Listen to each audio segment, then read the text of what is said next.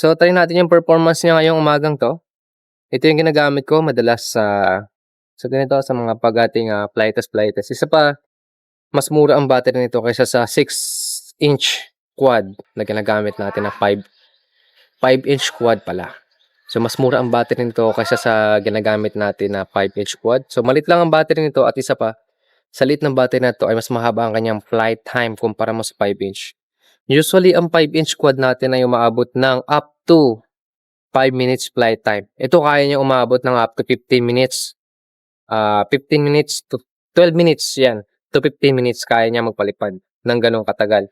So, let's go. Let's try natin ang ating 3.5-inch quad sa kanyang performance. Kung kaya niya bang tapatan ang 5-inch quad na APB drone, kung kaya bang tapatan ng ganito lang kaliit.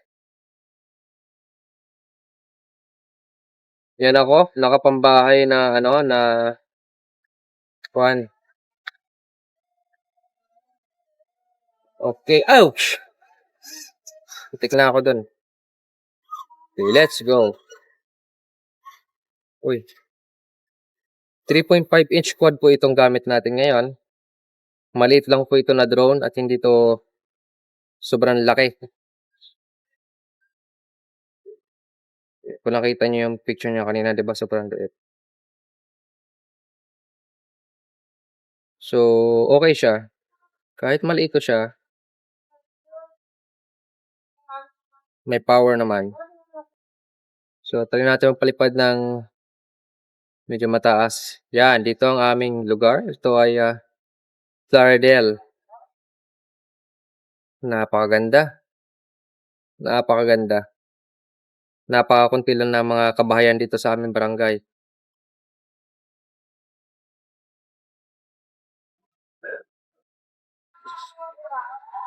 So, yun.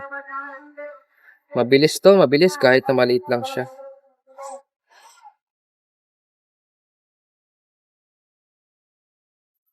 Responsive din siya.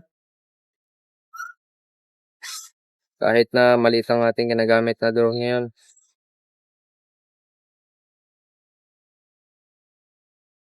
Uy!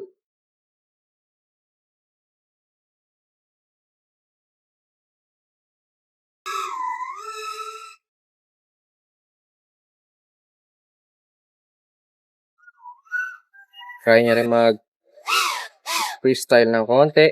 Medyo kulang lang sa yung camera ko. Sa tilt.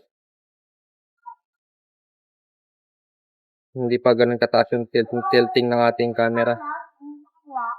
So, yun. So, yun. Hindi ibig sabihin na 3.5 inches ang quad ay mabagal na.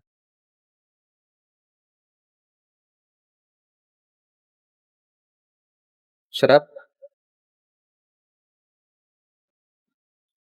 Lipad nito guys. Saan tayo? Yan. Yan si Orly. Sira pa yung t-shirt ko, saka lumang-luma na. So baka may gusto mag-sponsor ng matinong t-shirt sa akin dyan, kahit na ukay lang, tatanggapin natin yan. Kasi talagang pobreng-pobre tayo. At tumatanggap ako ng sponsorship ng mga damit kahit ginamit na sa patay. Tatanggapin ko yan kasi wala akong damit. Pwede natin gamitin yan. So yun guys. Kita nyo naman yung performance ng quad na to. Diba? Palaban pa rin. So hindi lahat ng maliit ay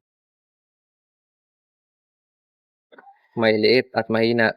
So yun yung kalakasan ng ating 3.5-inch quad.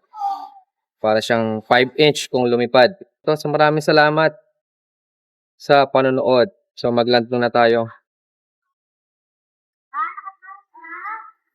So yun guys, nakita nyo yung performance ng ating 3.5 inches na quad. So maganda ba? Yan. So hanggang doon na lang ang ating video. Medyo maingay talaga dito. So sa susunod, ibang drone na naman ang papaliparin natin. Itong maliit na to. Yan. Yun yung lumilipad, itong maliit na ito, di ba? Palong-palo pa rin siya kahit na maliit lang. Okay, bye-bye. Bye-bye guys.